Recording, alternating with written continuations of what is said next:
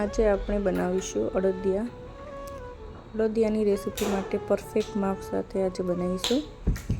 અહીંયા મેં અડદનો કરકરો લોટ 500 ગ્રામ લઈ લીધો છે। બજારમાં તમને ઇઝીલી મળી જાય છે।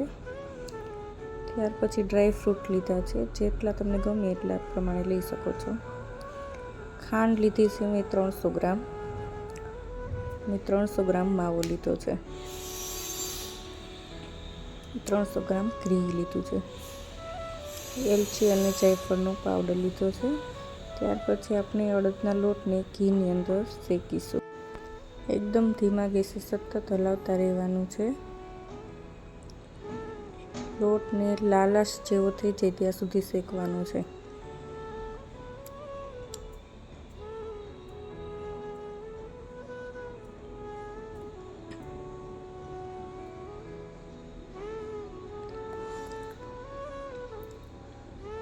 આ લોટ શેકવા માટે લગભગ 20 થી 25 મિનિટ લાગે છે। લોટ શેકાઈ જાય ત્યાર પછી એની અંદર આપણે માવો એડ કરી દઈશું।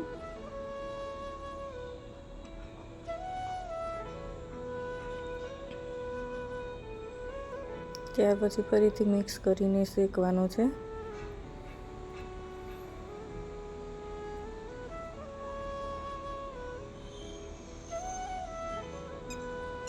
માવો અને લોટ એકદમ સરસ રીતે મિક્સ થઈ જાય અને ઉપરથી ઘી નીકળવા લાગે ત્યાં સુધી શેકવાનો છે એને।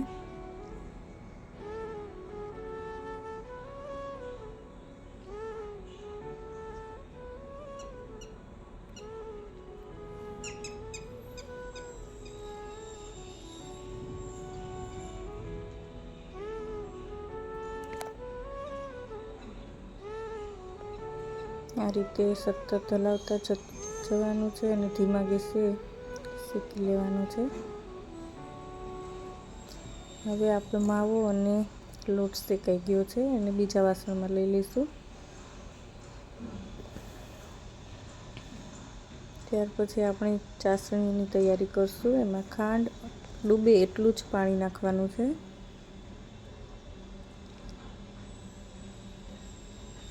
પાણી એડ કરીને ત્યાર પછી આપણે ચાસણી આવી ગઈ છે કે નહીં એ જોવા માટે એક વાટકી લઈ એની પાછળ આપણે આ જે ચાસણી લીધી હોય એમાંથી એક ટીપું મૂકવાનું।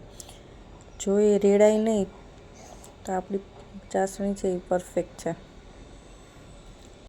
ચાસણી જોઈએ છે આપણે એક ટીપું લીધું છે, એને અડધી મિનિટ માટે ઠંડુ થવા દેવાનું। પછી જોવાનું કે જો આજુબાજુમાં રેડાય છે તો હજી આપણી ચાસણી પરફેક્ટ નથી, થોડી વાર પાછી લઈશું।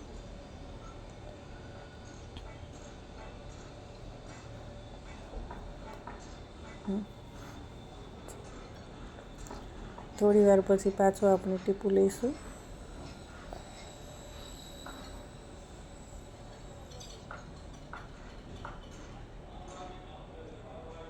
જો હવે આ રેડાતી નથી એટલે આ ચાસણી આપણે અડદિયા માટે પરફેક્ટ છે।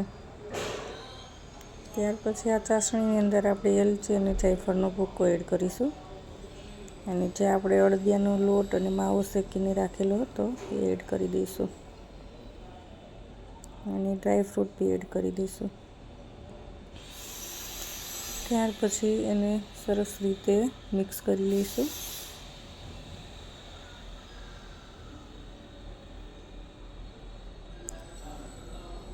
ગેસ હવે બંધ કરી દેવાનો છે।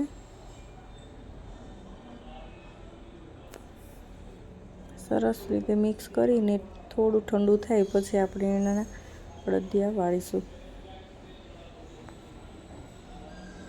હાથથી અડી શકાય એવું ઠંડુ થઈ ગયું છે। હવે આપણે એના અડદિયા બનાવી દઈશું।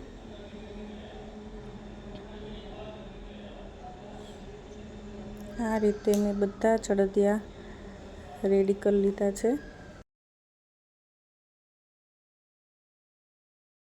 જો તમને રેસીપી ગમી હોય તો લાઈક અને સબસ્ક્રાઈબ કરજો।